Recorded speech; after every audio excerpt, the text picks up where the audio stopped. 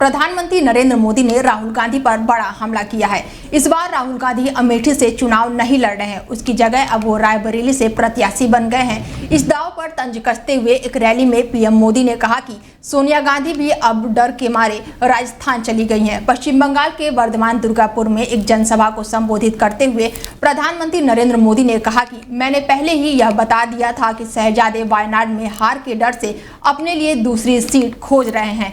अब उन्हें अमेठी से भागकर रायबरेली सीट चुननी पड़ी है। ये लोग घूम घूम कर सबको कहते हैं डरो मत। मैं भी यही कहूंगा कि डरो मत और भागो मत। क्या कुछ कहा है पीएम मोदी ने, सुनिए जरा आप भी। मैंने पहले ही बता दिया था कि शाहजादे वायनाड में हारने वाले हैं और हार के डर से जैसे ही वायनाड में मतदान समाप्त होगा वो दूसरी सीट खोजने लग जाएंगे। और अब दूसरी सीट पर भी उनके सारे चेले चपाटे कह रहे थे अमेठी आएंगे अमेठी आएंगे, लेकिन अमेठी से भी इतना डर गए, इतने डर गए, वहां से भागकर अब रायबरेली में खोज रहे हैं रास्ता। ये लोग घूम घूम कर सबको कहते हैं डरो मत।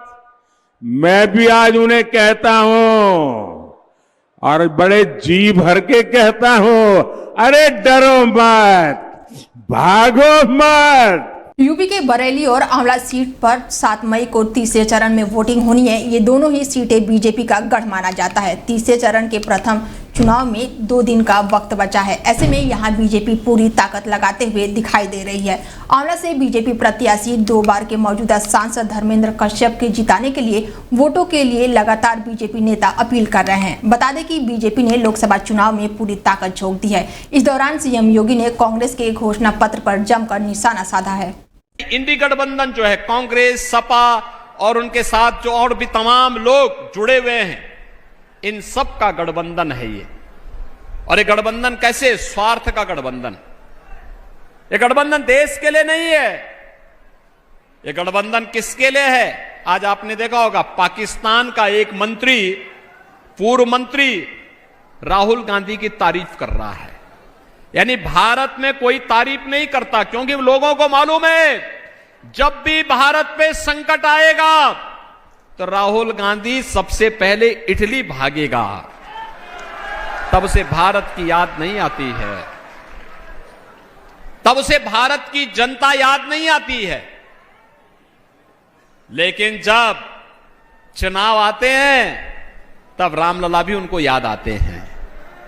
तब वह उत्तर प्रदेश में आ थमकते हैं, फिर चुनावी गठबंधन करके फिर गायब हो जाएंगे, फिर 5 वर्ष तक कभी नहीं दिखाई देंगे। आज सुबह उम्मीदवारी का ऐलान हुआ और दोपहर होते होते राहुल गांधी ने रायबरेली सीट से अपना नामांकन दाखिल कर दिया। आज सुबह से ही सुगबुगाहट होने लगी थी कि आज नामांकन के आखिरी दिन अमेठी और रायबरेली सीट के प्रत्याशियों का ऐलान कर दिया जाएगा। कांग्रेस ने कुछ देर बाद दोनों सीटों पर उम्मीदवारों की लिस्ट भी जारी कर दी। रायबरेली से जहां राहुल गांधी को मैदान में उतारा गया तो वहीं दूसरी तरफ अमेठी से केएल शर्मा को टिकट दिया गया।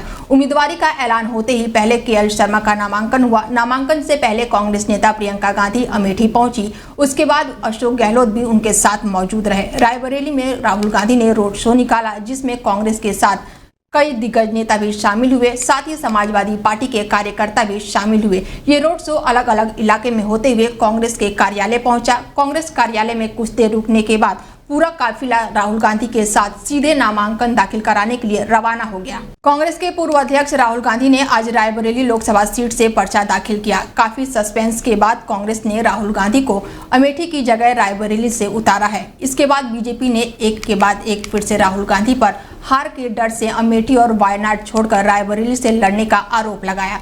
गृह मंत्री अमित शाह ने तंज कसते हुए कहा कि प्रधानमंत्री नरेंद्र मोदी ने एक बार में चंद्रयान लॉन्च कर दिया था, लेकिन सोनिया गांधी बेटे को बार बार लॉन्च कर रही हैं और ये 21वीं प्रयास है, लेकिन वो सफल नहीं हो रहे हैं।